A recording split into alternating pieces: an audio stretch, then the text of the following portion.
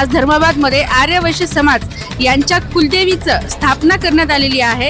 या देवीचं नाव आहे वासवी माता आणि पहिल्यांदाच धर्माबादमध्ये या देवीची स्थापना करण्यात आलेली आहे। खूप मोठ्या प्रमाणामध्ये हा उत्सव साजरा करण्यात येत आहे आणि सर्व धर्माबादचे प्रतिष्ठित नागरिक आज इथे उपस्थित आहेत आणि या देवीबद्दल, यांच्या कुलदेवीबद्दल आपण थोडीशी माहिती विचारून घेऊया इथल्या जमा नागरिकांना। आर्यवैश्य कुलस्वामिनी माता कन्यका परमेश्वरी जन्मोत्सव निमित्त उपस्थित सर्व बांधवांना, देशवासियांना अनंत हार्दिक शुभेच्छा। सौ मीनाताई भद्रे यांचा लोककल्याण समाचार यांनी या आमच्या आर्यवैश्य समाजाच्या जन्मोत्सव, मातेच्या जन्मोत्सवाची जी नोंद घेतली त्यांचं खूप खूप धन्यवाद।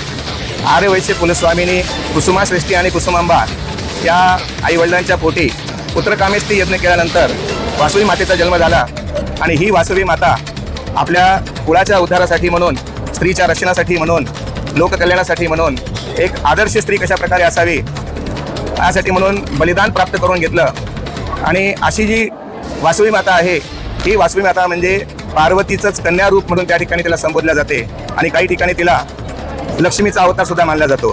तर अशा प्रकारची आर्यवैश्य कुलस्वामिनीचा जन्मोत्सव या ठिकाणी आज धर्माबाद येथे सर्व आर्यवैश्य समाजाच्या वतीने साजरा होत आहे आणि या निमित्त सकाळपासूनच विविध अशा प्रकारे पारंपरिक पूजन, हवन आणि आरती वगैरे उत्सव या ठिकाणी चांगल्या प्रकारे करण्यात आलेले आहेत। या वर्षीचा एक आनंदाचा उत्सव म्हणजे महिला भगिनींनी या ठिकाणी वासवी मातेची मूर्ती सर्वांच्या सहकार्याने या ठिकाणी घेतलेली आहे। ही मूर्ती या ठिकाणी सकाळी वेदशास्त्र संपन्न शंकरगुरू पांडे यांनी व त्यांचे सहकारी यांनी मिळून छान प्रकारचं पौरोहित्य करून, यज्ञ हवन करून याच्यामध्ये चलदेवत्व प्राप्त करून टाकलेलं आहे आणि अशा प्रकारे चलदेवत्व प्राप्त झाल्यानंतर ती आता आशीर्वाद देण्यासाठी म्हणून सिद्ध झालेली आहे। छोट्या शब्दामध्ये मोठी गोष्ट बोलत आहे। आज धर्माबादची स्थापना होऊन 45 वर्ष झाले आणि या धर्माबादमध्ये आर्यवैश्य समाजाची एक प्रतिष्ठा आहे आणि कमीत कमी इथे 401 घरं समाजाचे आहेत आणि त्या माध्यमातून धर्माबादमध्ये पहिल्यांदाच त्यांच्या कर्तृत्वातून या देवीची स्थापना होत आहे आणि मी अशी मनोकामना करते की लवकरात लवकर या देवीचं घर सुद्धा, म्हणजे मंदिर सुद्धा इथं स्थापना हो आणि त्याची सुद्धा न्यूज आम्हीच करणार, मी एवढी ग्वाही देते। आर्यवैश्य सर्व महिला भगिनींना सर्वांना खूप खूप शुभेच्छा।